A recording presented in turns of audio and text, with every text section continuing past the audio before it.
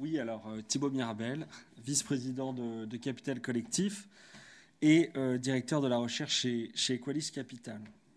Sans plus attendre, je vais commencer cette présentation en rappelant ce pourquoi nous sommes là ce soir. Je veux dire Capital Collectif, c'est d'animer la recherche scientifique et porter notre voix au-delà de notre cercle d'initiés. Ceci étant dit, se pose la question du chemin le plus efficace pour ce faire. Ma conviction, c'est qu'il nous faut regarder les impacts sociétaux de l'actionnariat salarié. C'est-à-dire, on a vu des études très intéressantes par ailleurs sur les comportements des salariés, sur les comportements des entreprises, sur les secteurs, mais à mon avis, il faut décaler la focale et aller chercher l'ensemble de la société, l'effet macroéconomique en quelque sorte. C'est dans ce sens que j'ai commis une étude sur comment l'actionnariat salarié collectif réduit les inégalités en France. Alors, qui dit titre dit définition. Qu'est-ce que j'entends par actionnariat salarié collectif? Je parle de FCPE, L214-165 du Code monétaire et financier pour les intimes, donc un véhicule collectif qui permet aux salariés de devenir actionnaires, donc indirectement, de leur entreprise. Je ne vais pas parler des scopes, bien qu'ayant fait ma thèse dessus.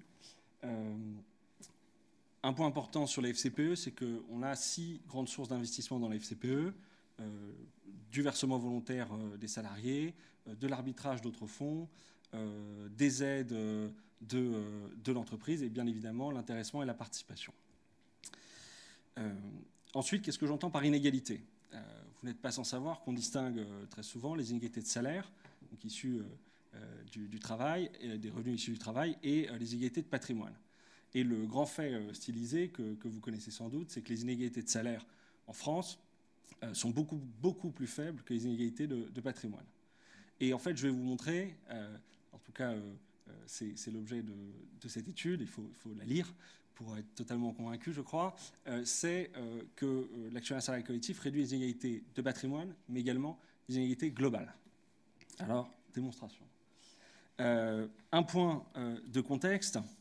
Je vous ai mis ici 3 rapports qui sont parus cette année. Le premier à gauche, c'est le rapport sur les riches de l'Observatoire des inégalités, qui est un observatoire de chercheurs, sociologues, économistes indépendants, publié cette année. Celui du milieu, c'est le rapport de l'INSEE sur le revenu et le patrimoine des ménages. Et le dernier, c'est le rapport du Conseil économique, social et environnemental sur l'état de la France et qui s'intitule « Sortir de la crise démocratique ». 3 rapports, 2 messages. Le premier, c'est que les inégalités de patrimoine en France augmentent. Le deuxième, c'est que c'est un problème. D'accord ? Donc je n'explicite pas plus l'actualité de cette question. Ce que j'ai fait, on a parlé beaucoup des problématiques d'accès aux données. Donc j'ai fait avec ce que nous avons chez Equalis Capital, c'est-à-dire les souscriptions des salariés, des entreprises clientes dans les FCPE que nous gérons. Je me suis concentré sur la période 2016-2023, 8 ans, mais les chiffres que nous avons publiés récemment dans le baromètre 2024 vont exactement dans le même sens. Ce que j'ai fait, c'est que j'ai compilé tout simplement toutes les souscriptions des salariés. Cette base de données, elle est extrêmement frustrante pour un chercheur. Elle est frustrante parce qu'elle est riche et en même temps incomplète.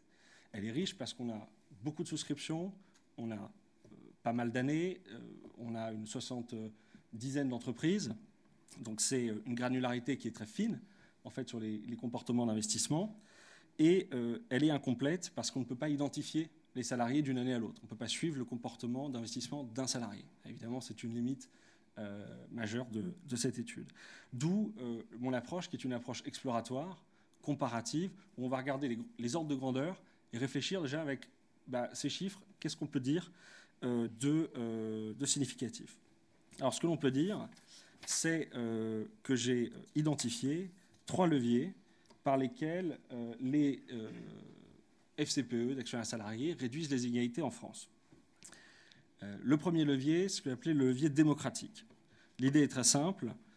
Les FCPE d'actionnaires salariés permettent à des salariés de devenir actionnaires, et sans ce FCPE, ils ne seraient pas devenus actionnaires. C'est-à-dire que le nombre d'actionnaires augmente via ce véhicule financier. Et donc les FCPE ouvrent un droit au capital à ses salariés, et c'est d'autant plus vrai dans le non-coté.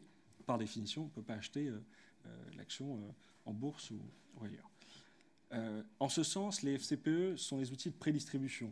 On va chercher le capital. Là où, par exemple, les 3 rapports que j'ai cités vont plutôt prioriser des mesures de redistribution. À droite, vous avez 2 graphiques qui représentent qui ont été construits de la manière suivante. J'ai classé en fait les montants investis par ordre croissant. Et ensuite, j'ai regardé simplement la composition de ces montants par source d'investissement. J'en ai mentionné 6 au début de cette présentation. Et vous obtenez ces 2 graphiques avec le top 5%, donc les 5% des investissements, des souscriptions les plus élevées, et le bottom 5%, c'est-à-dire les souscriptions les plus faibles. D'accord ? Et quand on regarde ces 2 graphiques, il y a une chose qui frappe, c'est qu'ils sont très différents. Ils sont de couleurs différentes. Chaque couleur représente une source d'investissement. Pour le dire en un mot, le top 5%, donc les salariés riches, qui investissent beaucoup, investissent principalement via du versement volontaire en bleu, de l'arbitrage d'autres fonds en violet et bénéficient de la décote que vous voyez en vert clair. Les salariés les plus modestes, ceux qui ont des montants d'investissement faibles, bénéficient principalement de l'abondement, qui est en vert pomme, et de l'intéressement de la participation en jaune. Donc, ce que ça veut dire, c'est que ce véhicule financier du FCPE permet de réunir une population assez hétérogène en fait, de salariés, de profils d'investisseurs différents. J'accélère. Je mentionne quand même que les aides ont, sur les 3 leviers que je vais mentionner, un effet amplificateur. Et ici, je vous renvoie au baromètre de cette année. On a creusé cette question. Mais pour le dire simplement, même quand vous faites de l'abondement unilatéral, donc vous donnez des actions aux salariés, eh bien, ils investissent plus d'eux-mêmes. C'est un signal qui est extrêmement fort, un signal de confiance, parfois la même année, parfois souvent l'année d'après. Le deuxième levier que j'ai identifié, c'est le levier équilibrant. Là, c'est en quelque sorte encore plus simple. C'est de regarder si les inégalités d'investissement au sein des FCPE est supérieure ou inférieure aux inégalités de patrimoine en France. Parce qu'évidemment, si le coût de l'actionnaire augmente, mais que ces actionnaires ont une inégalité qui est elle-même beaucoup plus élevée que celle qu'il y a en France, en fait, vous ne diminuez pas les inégalités, vous les augmentez. Donc, pour le dire simplement, j'ai regardé 2 indices de mesure de ratio très utilisés en économie, mesure d'inégalité, l'indice de Gini, qui varie entre 0 et 1. À 1, vous êtes en inégalité maximale, vous avez un individu qui possède tout et les autres ne possèdent rien, et l'effet de lumière. Et à 0, vous avez une égalité parfaite. Ce qui est important de voir, c'est qu'en France, l'indice de Gini des inégalités de patrimoine est autour de 0,70, et ce depuis une trentaine d'années. Et quand je regarde au sein des FCPE, on tombe à 0,66. Alors ça peut sembler pas beaucoup, mais en fait c'est beaucoup parce que l'indice de Gini, c'est dur de le faire évoluer, il faut déplacer toute la distribution. Donc il est plus faible, donc il est plus égalitaire. Et quand on ajoute les aides, alors là c'est encore plus important, on tombe à 0,57. Autrement dit, les investissements au sein des FCPE sont beaucoup moins inégalitaires que les inégalités de patrimoine en France. J'ajoute que ce 0,72 sous-estime en fait les inégalités de patrimoine financier puisqu'il inclut l'immobilier qui est le premier patrimoine des Français. Donc en fait, il est plus élevé. J'ai pris un indice conservateur. Je passe sur le deuxième ratio, mais il montre de la même manière, si vous voulez, qu'il y a un levier équilibrant au sein des FCPE. Le dernier levier, c'est celui de la performance, parce que vous pourriez me dire, OK, c'est plus équilibré, OK, c'est démocratique, mais enfin, si les salariés perdent tout, je ne vois pas comment ça réduit les inégalités. Donc évidemment, ici, je renvoie encore une fois au baromètre, hein, ce sont les études que nous menons ensemble, donc elles sont liées, et cette image parle d'elle-même. Vous avez le rendement cumulé sur 5 ans de l'indice Equalis, donc qui mesure la performance des entreprises à FCPE, des entreprises non cotées avec FCPE, comparé au CAC 40 ou au MSCI World. Donc on fait 3 fois le CAC 40 et presque 2 fois le MSCI World. Donc le double risque dont parlait Jean-Philippe, risque pour le salarié en tant que risque d'emploi et risque d'investissement, il est extrêmement limité. Il est limité parce qu'en fait ce risque il a été tellement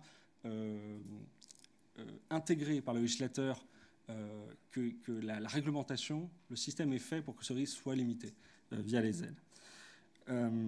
Ensuite, je voudrais conclure en rappelant que cette étude est exploratoire, qu'elle a des limites, notamment liées aux données, mais que ces limites n'ont rien d'insurmontable. La seule condition, c'est que les entreprises, les institutions et les chercheurs se mettent autour de la même table pour travailler ensemble. Et cette table, j'espère, en tout cas c'est notre souhait, c'est mon objectif, cette table, c'est Capital Collectif. Je vous remercie.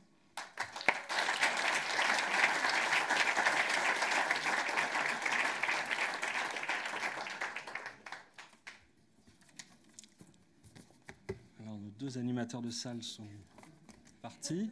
Est-ce qu'il y a des questions?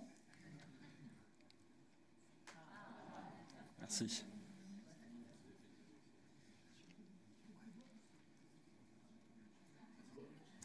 Ah, pardon.